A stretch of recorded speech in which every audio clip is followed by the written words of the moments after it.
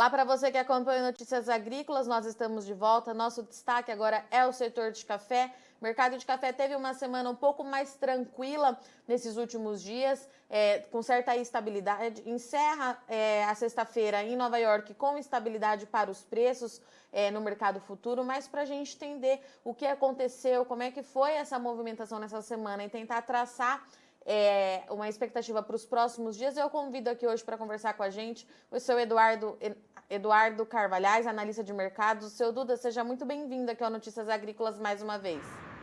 Boa tarde, é sempre bom falar com vocês. Seu Duda, depois de bastante tempo, uma semana mais tranquila para o mercado, me parece que os preços se acomodando lá em Nova York. Qual a análise que o senhor faz desses últimos 5 dias hoje? Foi uma semana realmente mais tranquila em relação à violência do sobe e desce das outras semanas. Apesar que nós tivemos alguns picos, às vezes, de baixa essa semana, e depois retornaram no fechamento.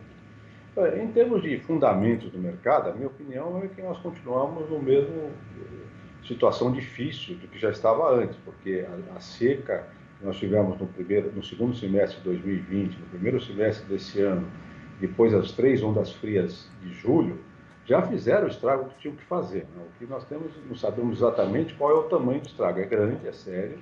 Essa geada, então, a segunda no meio dos 3 ondas de frio, essa que pegou aqui desde a Baixa Mogiana, foi subindo, pegou a Alta Mogiana, o sul de Minas, chegou a Varginha e subiu até o Cerrado, foi bastante séria. Né? O quanto exatamente, eu não sei. Mas ela prejudica, sim, a safra do ano que vem, que já estava prejudicada antes desse frio pela seca do primeiro semestre, que não deixou os ramos onde vão ser formadas flores e a florada da próxima safra crescerem o que deviam ter crescido, só isso já derrubava um pouco a safra do ano que vem. E agora o frio completou o trabalho. Eu não vou ficar discutindo o número aí, se são 8 milhões de sacas que quebra para o ano que vem, 6 ou 10 ou 12, tem números aí para quem quiser, do tamanho que quiser, mas ela prejudicou sim, a safra do ano que vem não vai ser suficiente para nossas necessidades de exportação e consumo, principalmente depois da safra deste ano, que é uma safra de ciclo baixo e que já tinha sido prejudicada pela seca do segundo semestre do ano passado e do primeiro semestre desse ano. Então, o mercado antes contava que nós íamos ficar um ano muito difícil, mas quando chegasse em maio, junho do ano que vem, se começava a escolher uma safra de ciclo alto, que eles contavam que fosse uma nova safra para recorde, e aí eles iam repor isso. Isso foi frustrado. E como nós não temos estoques, e eu sempre volto nesse ponto, que a grande diferença dessa vez é que o Brasil não tem estoque governamental, é zero estoque governamental. E o estoque na mão da iniciativa privada, dos produtores, é pequeno. É só você ver o recorde de exportação que nós batemos agora, no ano safra 2020-2021, que terminou agora no final de junho. Nós batemos com números recorde, foi a maior exportação de um ano safra de toda a nossa história de cultura de café, e olha que é uma história longa. Né? E o consumo interno foi bem, ainda há pouco tempo a BIC divulgou os números dela para 2020 e apesar da pandemia, ela estima que o consumo interno cresceu 1,4% em plena pandemia. Né? Então você veja, com os problemas de bares fechados, restaurantes, hotéis, sem convenções, sem nada, e com um desemprego altíssimo no Brasil, cresceu 1,4% o nosso consumo interno. E lá fora também os números foram bons, apesar da pandemia. E agora, daqui para frente, aos poucos, vai se abrir, tanto aqui no Brasil como no exterior, restaurantes, bares, reuniões. Por mais que essa variante Delta preocupe, é lógico, nós aqui também, até com a saúde de cada um, estamos preocupados, mas eu não acredito que haja um fechamento como nós tivemos em 2020. A economia brasileira e mundial não aguenta isso. Podemos ter restrições pontuais nos grandes mercados, por uma semana, por 2, mas se a gente olha o que houve com a pandemia em 2020, nós sabemos que daqui para frente só pode melhorar isso. Seu Duda, o senhor tocou em várias variáveis que a gente precisa comentar hoje, mas começar com essa questão do estoque que o senhor vem falando para a gente já tem algum tempo já. Antes dessa geada, o senhor já falava que a condição do estoque no Brasil era muito crítica, era muito apertado, né? Essa questão de oferta e demanda. E a gente sabe que nenhum outro produtor consegue suprir a necessidade que a gente tem, tanto de abastecimento interno, mas também de abastecimento externo. Como é que deve ficar isso, né? O senhor trouxe para a gente também da última vez que a indústria ela encontra bastante dificuldade para encontrar esse café. Esse cenário ele fica cada vez mais crítico. Como é que o senhor tem avaliado esses próximos meses? O que deve acontecer daqui para frente, já que a gente não tem esse estoque e a quebra de safra do Brasil, como o senhor bem disse, a gente ainda não sabe o quanto que foi afetado, mas fato é que aconteceu e que teremos problemas, né, seu Duda? Bom, primeiro é aquilo, é uma coisa nova. Quem quiser olhar para as nossas últimas grandes geadas e quebras e quiser analisar pensando que vai ser igual agora, vai errar. Na minha opinião, vai errar. Eu sempre brinco com você e com todo mundo que me entrevista, que eu não tenho bola de cristal, então eu vou supor algumas coisas. Primeiro que essa falta de estoque governamental e na mão da iniciativa privada é a grande chave do que está acontecendo. Porque isso não deixa com que a gente, em outras crises como essa, você tinha cafés velhos, de 3, 4 safras, não era o que o mercado queria, mas supria, né? E é como safras de vinho, de boa qualidade ou má qualidade, mas você tinha café. Agora você não tem, a primeira coisa. Depois, vamos pegar a grande geada do século XX, a maior de todas, nós tivemos dezenas de geadas, mas a grande, a maior, considerada a maior, foi de 1975. Quando houve aquela geada e queimou o cafezal, que naquela ocasião era concentrado principalmente em São Paulo, no Paraná e no sul de Minas. Queimou ali, foi um estrago enorme, tanto que ocasionou uma grande migração do produtor de café de Minas, do sul de Minas, de São Paulo e do Paraná para o Cerrado. Foi aí que o Cerrado começou a tomar corpo e se transformar nessa coisa extraordinária que é hoje em dia, a produção de café arábica. Né? Mas os outros países soltaram o rojão, porque o problema climático foi no Brasil, que era o maior produtor, era o maior exportador, então era importante, mas você tinha a Colômbia, a América Central, a África, com café, e eles não tiveram esse problema. Então eles tinham lá estoques, mais o estoque brasileiro, nós pudemos suprir isso tudo. E mesmo assim, olhe bem, em 75, Bolsa de Nova York, durante os 3 anos seguintes, explodiu. É só ir lá, não vou ficar falando em números agora para não assustar ninguém, mas subiu bem mais do que está no momento. Né?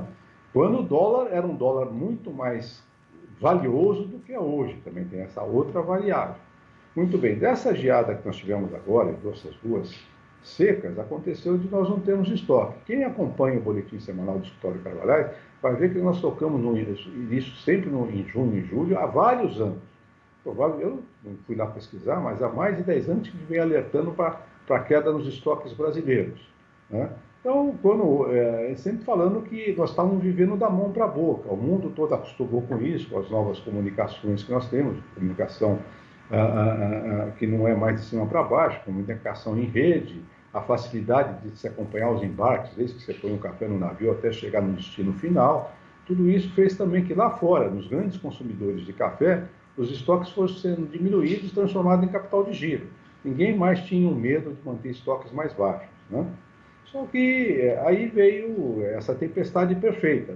2 semestres de seca no Brasil, um frio que eu não imaginava mais possível acontecer com essa extensão, porque com o aquecimento, que se fala no aquecimento global, e também com o espalhamento do café pelo Brasil, mas aconteceu. A seca pegou São Paulo, Minas, Paraná e o Espírito Santo, sul da Bahia, pegou aí para todo lado, e depois esse frio queimou o café arábica, desde aqui da Baixa Mogiana, da região de São Sebastião, do Espírito Santo e do Pinhal, subindo, passou pela Alta Mogiana, sul de Minas, até chegar no Cerrado, indo até lá para o lado de Varginha. Foi um estrago, não se sabe se 15%, 20% da produção não vem, eu não vou discutir mais uma vez esse número, porque não dá para saber ainda, mas foi um estrago importante para um país que não tem mais estoques. Né? Essa é a variável nova. Provavelmente já está acontecendo há alguns meses, as indústrias brasileiras vêm crescendo com a participação do Conilon nos blends de café para consumo interno. O nosso Conilon cresceu a produção e também melhorou a qualidade. O trabalho que a Encaper vem fazendo no Espírito Santo e a Embrapa lá em Rondônia vem vem fazendo com que os cafeicultores que produzem conilon vão melhorando a qualidade de ano para ano, a produtividade cresceu muito do conilon também, e ele está suprindo, mas mesmo isso aparentemente não vai resolver. O conilon já subiu bastante de preço, seguindo aí o que aconteceu com o café arábica, mas também o consumo de solúvel no Brasil cresceu nos últimos anos, que demanda muito conilon. Nossas exportações de produtos solúveis são muito aceitas fora do Brasil, e a situação é apertada. Exatamente o que vai acontecer, nós não sabemos, mas no limite, o que a gente tem que lembrar é que isso é uma questão de oferta e procura. Se o preço subir demais, o consumo começa devagar a cair e equilibra uma coisa com a outra. Mas eu não vejo como resolver esse problema em curto prazo, pelo seguinte: os problemas climáticos estão aí. Eu não vou discutir, mas eu tenho repetido muito, se isso é um aquecimento causado pelo homem ou se são movimentos do Sol cíclicos e que nós estamos num deles. Isso aí não é problema nosso, são dos meteorologistas e dos cientistas. Mas a verdade é que nós estamos numa época com eventos extremos. Você veja fora o que aconteceu no Brasil esse ano e no ano passado, você veja o que está acontecendo agora, no verão do hemisfério norte. As temperaturas que chegaram lá no Canadá, até 49 graus em algumas cidades importantes, o que está acontecendo nos Estados Unidos, quem estiver acompanhando o que está acontecendo na Califórnia, e saiu na semana passada uma grande matéria sobre isso no jornal Estado de São Paulo, é assustador. Leiam e acompanhem para ver o que está acontecendo no estado mais rico dos Estados Unidos, com todos os recursos que eles têm. Depois, na Europa, no coração da Europa, na Alemanha, as chuvas que aconteceram, as inundações. Depois, lá na China, teve uma cidade que um dia teve a chuva equivalente a de um ano. Tem imagens disso, que hoje com a comunicação em rede você tem imagem de tudo, né? Então, você vai somando isso tudo, e falam agora no aquecimento do Ártico cada vez maior, derretimento de neve. Quer dizer, são coisas extremas. Então, o mundo está aquecendo, mas você vê nos invernos no hemisfério norte que você tem algumas nevascas impressionantes. Em Nova York, em várias cidades no último inverno aconteceram isso. Né? Então, esses eventos extremos, nós tivemos um desse com esse frio de julho. Eu não imaginava mais possível uma geada que pegasse desde o estado de São Paulo até o Cerrado Mineiro. E tivemos. Será que nós vamos ter de novo no próximo inverno? Eu não contava mais com isso. Agora nós temos que começar a colocar isso nas nossas avaliações. Outra coisa, a situação é apertada se chover bem a partir da segunda quinzena de setembro, depois chover novamente em novembro, dezembro. Nós não tivemos um veranico muito forte no verão, não tivemos problema no próximo inverno. Nós vamos equilibrar, vamos ter uma situação muito apertada, mas temos aí um café para torrar. E se nós tivermos outro evento desses fortes no nosso verão, essa seca continuar, ou no próximo inverno ter alguma coisa, eu tenho que lembrar que para nós repormos os estoques brasileiros, serão alguns anos de clima bom para acontecer isso. Eu não consigo enxergar formação de estoque com cafés da Colômbia, do Brasil, da América Central, da África, em 2, 3 anos. Então nós vamos começar a caminhar sempre em cima de um fio de navalha, torcendo para termos clima bom. Se nós não tivermos, aí vamos ter que avaliar de novo. Mas por isso que quando eu vejo baixas dessa semana, porque choveu um pouco, porque aconteceu isso aqui, isso é muito bom para quem trabalha no curto prazo, para quem aplica em contratos na Bolsa de Nova York, ou na B3 aqui em São Paulo, ou na Bolsa de Londres para Conilon, esse pessoal que trabalha com lucro de curto prazo, com esse monte de dinheiro que nós temos no mundo, o dinheiro que foi emitido em 2008, depois agora com a pandemia, o dinheiro que foi emitido na Europa, que foi emitido nos Estados Unidos. Existem capitais atrás de aplicação e pelo mundo todo, que entram e saem de tudo que é mercado e fazem essas altas e baixas que vão continuar deixando o produtor de café muito nervoso com isso. Mas o fundo, o que mexe com o mercado, os fundamentos, eu não vejo como mudar. O consumo deve continuar a crescer e nós não vamos conseguir fazer estoques tão cedo. Como é que isso vai ser no dia a dia? Nós vamos aprender, porque é a primeira vez que isso acontece. Seu Duda, então a gente continua com o cenário de preços firmes para o café, mas o senhor acha que a gente pode continuar observando essa volatilidade que a gente tem observado nos últimos dias? Pergunto isso principalmente por conta da variante Delta, que nessa semana se destacou. A gente teve um dia aí, ontem de quedas generalizadas para as commodities, o café não ficou de fora. Como é que o senhor avalia tudo isso? Os fundamentos do mercado de café e tudo isso que vem acontecendo externamente. Como é que a gente faz essa avaliação? É difícil de avaliar, mas é aquilo. O pessoal que trabalha no curto prazo quer saber quanto que vai ganhar na Bolsa de Nova York hoje, em uma semana. Essas narrativas, que é a palavra da moda nos últimos anos, são muito boas. Dizer, olha, a variante Delta, olha, vai ter a previsão de chuvas para a semana que vem ou para daqui 2 semanas. Tomara que chova muito a partir da segunda quinzena de setembro, mas não é tão provável assim. Mas se chover, não resolve a quebra de safra que nós já temos. Só evita que essa quebra aumente, tá? Mas não vai repor o café se isso acontecer. Isso é muito importante olhar. Agora, o sobe e desce vai continuar forte conforme o dia. Não é só com o preço do café, isso tem acontecido com todas as commodities, com o petróleo, né, tem acontecido muito isso. E também com o dólar frente ao real, porque você tem esses solavancos na política brasileira, essas decisões têm que ser tomadas, como nós vamos resolver o nosso déficit que nós temos também no déficit público brasileiro, nós temos eleições o ano que vem, tudo isso vai mexer e vai fazer um sobe e desce louco.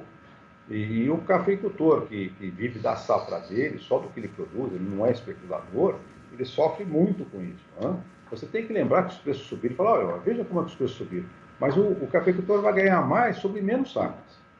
Né? Então, o balanço dele lá no final é praticamente o mesmo, talvez um pouco melhor em alguns casos, quando o cafeicultor foi menos atingido, tiveram cafeicultores menos atingidos, né, pela seca e principalmente menos atingido pelas geadas. A gente tem casos de cafeicultor que teve a propriedade dele bastante prejudicada e o vizinho de cerca não. Né? Então, isso tudo são casos pontuais, mas a situação vai continuar assim, cada um vai ter que olhar o que fazer e também, por outro lado, se subir o preço do café, está subindo o fertilizante, o defensivo, o preço do dinheiro, né? O custo do financiamento, os juros estão subindo. Tudo isso é uma equação que as pessoas esquecem. Enquanto o comerciante compra e vende todo dia, o cafeicultor tem que decidir aquele café que está ali. E ele não sabe bem nem como é que vai ser a próxima safra dele, se ele vai ter chuva em setembro, depois como é que vai ser o verão, ele está muito aflito com isso. Isso que faz com que ele só venda o necessário para pagar as contas mais próximas. Ele acha que o melhor que ele tem que fazer com o café que ele tem é ir mantendo e acompanhando isso tudo, porque a equação não está fechada ainda, nem vai fechar, não. Eventos climáticos extremos acontecem cada vez com mais frequência. Isso é um problema sério para nós que vivemos do campo, vivemos da produção agrícola, né?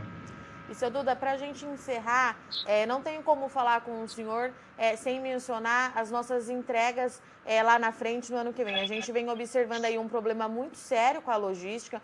Os números o Secafé justifica a redução nos embarques do Brasil por conta desses gargalos que a gente aparentemente está difícil de resolver. É um problema a longo prazo. E a gente tem os cafeicultores que fizeram travas no ano passado, já esperando naquela época que a safra do ano que vem fosse ser boa, fosse ser volumosa, né, seu Duda? O senhor se preocupa com isso? Dessas entregas dos cafés a longo prazo? É uma preocupação? A gente precisa, de fato, ficar de olho nisso? Como é que o senhor avalia? Bom, primeiro que é um problema sério, porque nós temos entregas de café, nós, que eu falo, o mercado, né?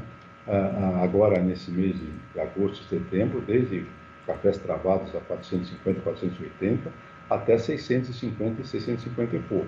O produtor que trabalhou direito, não tem que fazer, nós aconselhamos sempre aos nossos clientes não passar de 20% de venda futura, justamente porque pode acontecer um caso como o que aconteceu esse ano. Ele perde nesses 20% e ganha nos outros 80%. Às vezes até escolha de café quanto é que está valendo hoje. O problema é que tiveram alguns produtores que se aventuraram e cresceram nessas vendas, fizeram mais do que deviam e estão preocupados. E também outros produtores que foram desses que tiveram a propriedade deles, o cafezal deles mais prejudicado. Então, é caso a caso, eu sei que está sendo negociado. Nós, por exemplo, nosso modo de pensar, nós fizemos muito pouca venda futura de clientes nossos. Nós aconselhamos muito a tomarem cuidados, perdemos dinheiro nós aqui, podemos ter feito mais vendas, porque estávamos preocupados com essa situação. E o pessoal que trabalha conosco tem entregue tudo direitinho até agora, sabe? A gente ouve muitas histórias aí no mercado sobre problemas na entrega, mas eu não tenho números oficiais disso, nem sei o que está acontecendo. Eu acho que isso é uma lição até para o cafeicultor de pensar que venda futura tem que ser feita com muito cuidado, porque pode dar muito certo, como alguns anos dão, né? E outros anos dá errado, como aconteceu agora e não acontecia há um bom tempo. A outra coisa que eu sempre falo é o seguinte, Quando a gente faz uma venda futura, tem que fazer baseado no que custa a nossa produção, no que a gente está esperando de produção. Às vezes tem esse problema, uma seca depois de uma geada. E também que a gente tem que vender e não fazer aquilo que alguns produtores, por falta de experiência, fazem. E falar, que bom, eu vendi, está vendo, o mercado vale menos. Eu tenho que falar que é o contrário. Você tem que comemorar quando você entrega um café e o mercado está muito acima. Porque se você vendeu até 20% da sua safra só, você vai vender os outros 80% da safra, 75% da safra muito melhor. Então, veja, aí a sua média vai subir. Quando você entrega bem esses 20%, 25% do mercado caiu, a sua média na propriedade não vai ser tão brilhante assim. Então, o fato de o mercado ter subido, nós estamos num evento atípico esse ano, é verdade. Como eu estou dizendo para você, eu nunca tinha enfrentado, com toda a minha experiência, e a experiência do escritório, o Carlos Alex tem, nós não tínhamos enfrentado uma situação como essa. Então, nós vamos aprender com isso aí. Mas se o produtor trabalhou direito, travou só o que ele podia travar, eu sou da opinião que ele tem que entregar e ganhar no resto. Agora, tem casos, eu sei que está sendo negociado, que ele não tem condições, ele não tem o café para entregar. Aí é uma negociação que ele tem que fazer com o lado que comprou o café dele. É uma situação delicada e, mais uma vez, o que está acontecendo esse ano é novo. Nós vamos ter que aprender com isso. Seu Duda, muito obrigada pela participação, por encerrar a semana aqui com Notícias Agrícolas. Eu deixo o convite aberto, o senhor sabe que o senhor é sempre muito bem-vindo aqui no NA. Muito obrigado, bom fim de semana para vocês e para o pessoal que está nos ouvindo. Portanto, essa foi a nossa análise, encerramento da semana para o mercado de café com o seu Eduardo Carvalhais, que trouxe para a gente, essa semana ela foi mais tranquila, mas a tendência é que a gente continue com preços firmes para o café, tanto na Bolsa de Nova York quanto aqui no mercado físico, principalmente por conta desses eventos extremos climáticos que vem acontecendo. A gente teve a seca, teve a geada, agora todo o setor espera para saber realmente o que vai acontecer com a produção do ano que vem. Há uma preocupação muito grande com as entregas do café, com o cumprimento desses acordos, principalmente por conta da quebra do Brasil, mas a gente também tem um problema muito sério na logística que precisa continuar sendo acompanhado. O senhor Duda trouxe mais uma vez que o que agrava ainda mais a situação nesse ano é que o Brasil não tem estoque remanescente, então a gente vai ter aí um cenário ainda mais apertado do que a gente vem observando aí nos últimos 5 anos, e tudo isso deve continuar movimentando os preços. E é claro que no curto prazo a gente ainda tem que ficar de olho na pandemia do coronavírus. Variante Delta derrubou as cotações em todas as commodities agrícolas ontem. Hoje o mercado teve um dia mais tranquilo. No curto prazo isso pode sim movimentar os preços, conforme disse o senhor Duda. A gente tem petróleo que puxa bastante as outras commodities, a gente tem o dólar ante ao real que a gente precisa ficar de olho, e tudo isso deve trazer bastante emoção ao mercado de café até a gente entender como é que o clima vai se comportar daqui para frente, torcendo, é claro, para que essa chuva lá em setembro e outubro ela se regularize, para a gente ter essa recomposição hídrica no solo e principalmente continuar para que tenha um bom pegamento da florada e que para a próxima safra não seja tão impactada assim, mas fato é que a geada e a seca já registrada deve trazer sim algum tipo de problema para o Brasil. Bom, vou ficando por aqui, mas não sai daí que já o Alexander Horta está aqui na bancada fazendo o fechamento da soja com vocês. Se inscreva em nossas mídias sociais. No Facebook, Notícias Agrícolas. No Instagram, @Notícias Agrícolas. E em nosso Twitter, @Norteagri. E para não perder nenhum vídeo, não se esqueça de nos acompanhar no YouTube e na Twitch, Notícias Agrícolas Oficial.